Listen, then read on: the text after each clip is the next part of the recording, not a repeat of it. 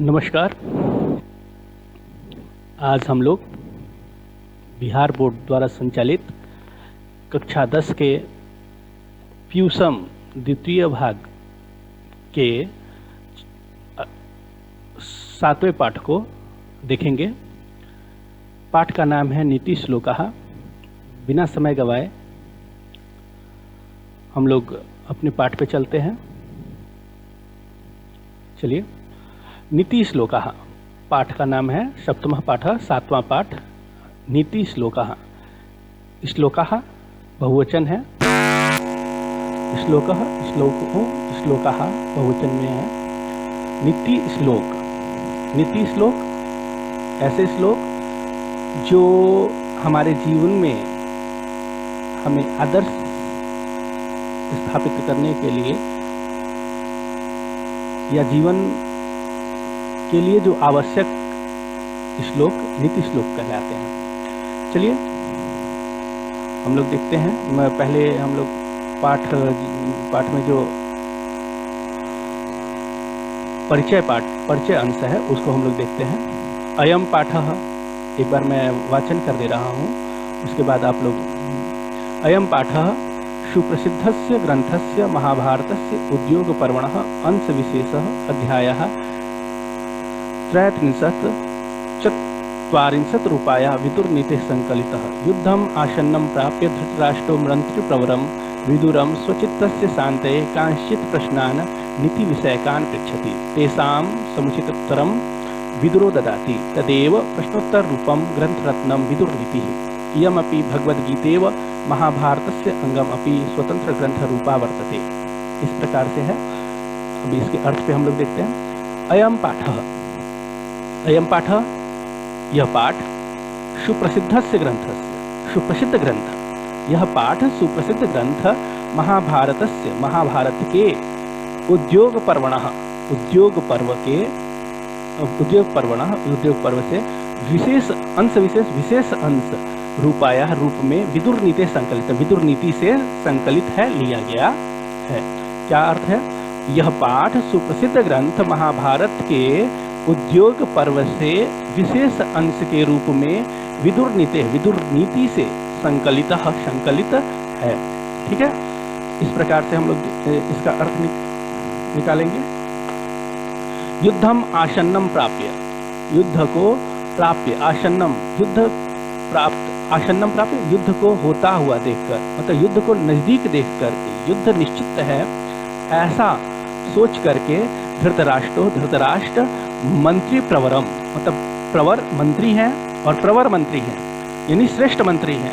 प्रवर मंत्री मतलब अपने श्रेष्ठ मंत्री, महामंत्री विदुरम, विदुर से स्वचित्तस्य शान्तये, अपने चित्त के शांति के लिए कांश्चित प्रश्नान, कुछ प्रश्न नीति विषयकान पृच्छति, नीति विषयक पूछते हैं। क्या कहा? युद्ध को होता हुआ, आसन्नम प्राप्य, युद्ध को होता हुआ देख करके, युद्ध निश्चित है, निश्चित ही होना है। युद्ध के समय धृतराष्ट्र अपने मंत्री प्रवर, अपने श्रेष्ठ मंत्री, प्रवर का अर्थ है श्रेष्ठ, विदुरम, विदुर से, स्वचित्तस्य, अपने मन के शांतये, शांति के लिए, कांश्चित प्रश्नान, कुछ प्रश्न, नीति विषयक कुछ प्रश्न पृच्छति, पूछते हैं। पृच्छति में पृच्छ धातु है, लट लकार, प्रथम पुरुष एक वचन में पृच्छति बनता है, पूछते हैं। तेषां समुचित उत्तरम विदुरो ददाति। तेषां मतलब इनका उचित उत्तर, समुचित उत्तर, जैसे चूंकि ये अपनी शांति के लिए इनका मन विचलित है और चूंकि युद्ध निश्चित है ऐसा जान रहे हैं धृतराष्ट्र, और इस समय जो मन में जो हलचल मची हुई है उसकी शांति के लिए अपने श्रेष्ठ मंत्री विदुर से ये प्रश्न करते हैं, जिसको विदुर नीति के नाम से भी जाना जाता है। और ये अध्याय 33 से 40 के बीच उद्योग पर्व के, महाभारत के उद्योग पर्व से ये प्रश्न, ये श्लोक है।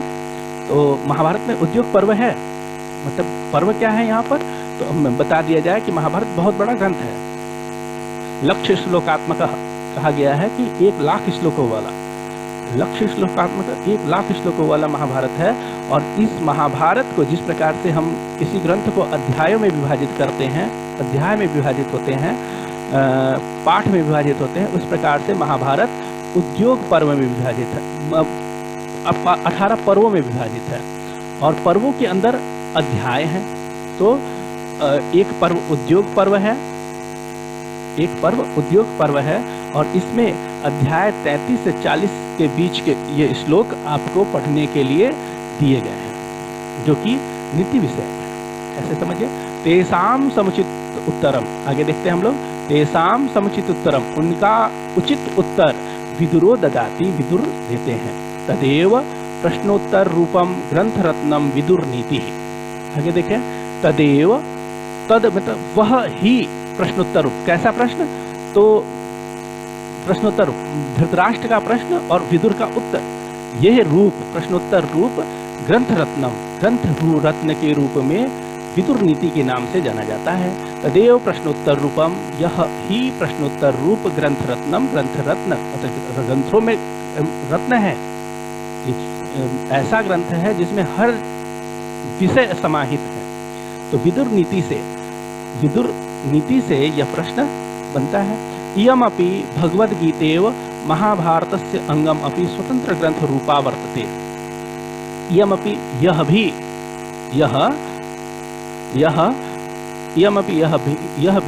भगवद्गीतेव, भगवद्गीतेव कैसे बना, भगवद्गीता धन एव मतलब भगवद्गीता के समान, भगवद्गीता की तरह है।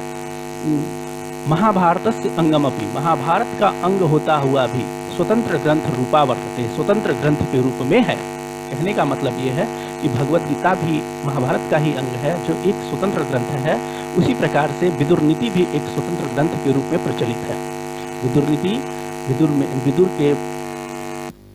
विदुर के नीति विषयक जो प्रश्नोत्तर रूप में जो धृतराष्ट्र और मंत्री प्रवर विदुर का जो प्रश्नोत्तर रूप है वो विदुर नीति के नाम से जाना जाता है, जिसमें उन्होंने नीति विषयक उपदेश दिया है। ठीक है, तो इस प्रकार से इसका ये परिचय हुआ। अब हम लोग श्लोक देखते हैं।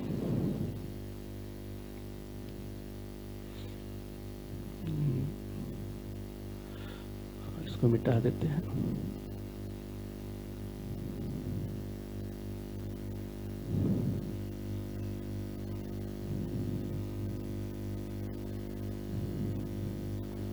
चलिए आगे चलते हैं हम लोग।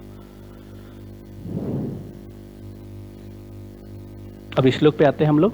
पहला श्लोक है, यस्य कृत्यम न विघ्नन्ति शीतम उष्णम भयम रतिः समृद्धि अश्रमिद्धि वा सह वै पंडित उच्यते। इस प्रकार से देखें, एक बार फिर से श्लोक को देखा जाए। यस्य कृत्यम न विघ्नन्ति शीतम उष्णम भयम रतिः समृद्धि अश्रमिद्धि वा स वै पंडित उच्यते। क्या है? यस्य कृत्यम, यस्य जिसका, जिसके, कृत्यम कार्य, किया जाने वाला कार्य, न विघ्नन्ति विघ्न नहीं पड़ता, मतलब जिसके कार्य में विघ्न नहीं पड़ता है। हाँ ठीक है, यस्य कृत्यम न विघ्नन्ति मतलब जिसके कार्य में कोई विघ्न नहीं होता है, नहीं आता है। शीत कैसे, किस वजह से नहीं आता है? तो कहा कि शीतम उष्णम, शीतम मतलब ठंडी, मतलब शीत मतलब ठंडा, और उष्ण मतलब गर्म। भय डर, रति, रति क्या है? तो भावुकता, भावुकता समझिए यहाँ पे कामुकता से संबंधित है, या भावुक होकर के भी आदमी गलत डिसीजन ले लेता है। और समृद्धि और असमृद्धि, दो शब्द हैं, समृद्धि और समृद्धि। समृद्धि विसर्ग को र हो गया है यहाँ पर, विसर्ग संधि के तहत समृद्धि और समृद्धि वा मतलब समृद्धि के कारण और असमृद्धि के कारण जिसके कार्य में, मतलब इन सब, एक हो गया शीत, उसे उष्ण, भय, रति, समृद्धि, असमृद्धि। यस्य कृत्यम जिसके कार्य में बाधा नहीं पड़ती है, किसके कारण? शीतम शीत के कारण, उष्णम गर्म के कारण, गर्मी के कारण, भय डर के कारण, रति भावुकता, किसी इमोशन में आकर के कोई डिसीजन न लेना, समृद्धि नाम हो जाएगा, असमृद्धि बदनामी हो जाएगी। ऐसा सोच करके जिसके कार्य में बाधा,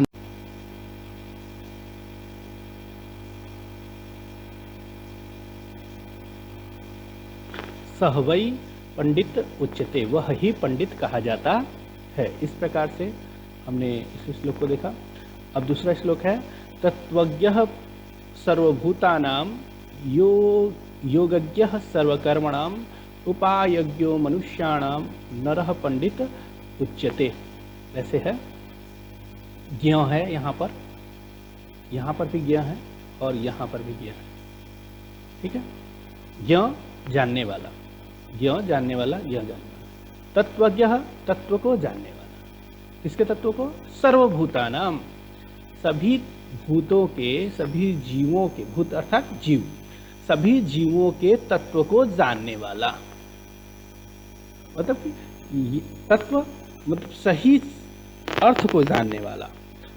और योगज्ञ मतलब ज्ञ जानने वाला, किस क्या? योग, योग को जानने वाला।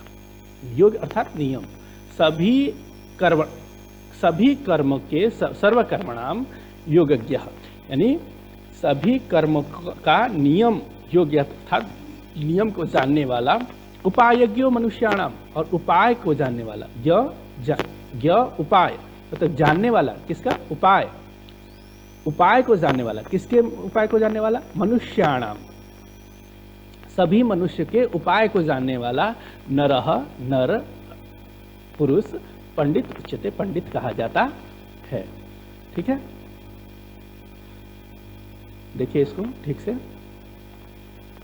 तत्वज्ञः सर्वभूतानां, तत्व ज्ञ अर्थात जानने वाला, तत्व तत्व को जानने वाला, किसके तत्व? सर्वभूतानां, सभी भूतों के, सभी जीवों के तत्व को जानने वाला।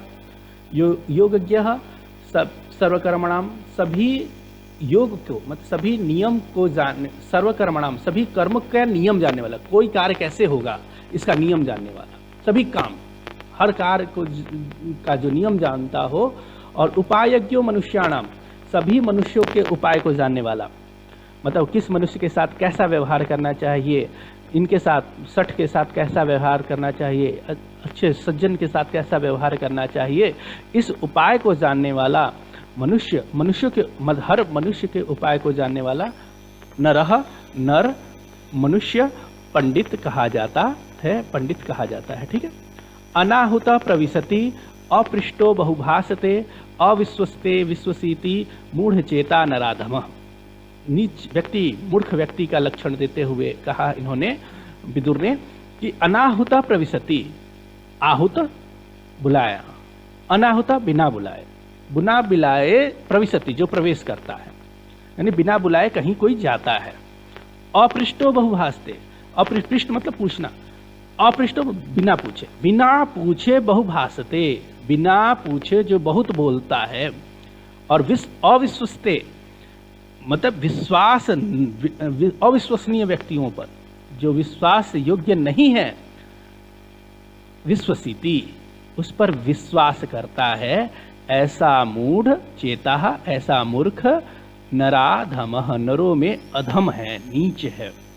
ऐसा व्यक्ति नरों में नीच कहा जाता है। नीच का लक्षण मतलब मनुष्य में मूर्ख हो या नीच, मूर्खों में अधम व्यक्ति का लक्षण देते हुए इन्होंने कहा कि अनाहुता प्रविशति, जो बिना बुलाए कहीं जाता है। अपृष्टो बहुभाषते, बिना पूछे बहुभाषते, बहुत बोलता है। अविश्वस्ते, और जो विश्वास करने वाली वस्तुएं नहीं हैं या व्यक्ति नहीं है, ऐसे व्यक्ति पर विश्वसीति विश्वास करता है। मूढ़ चेता, ऐसा मूढ़ व्यक्ति, ऐसा मूर्ख, नराधमः नरों में, मनुष्यों में अधम है। ठीक है, चलिए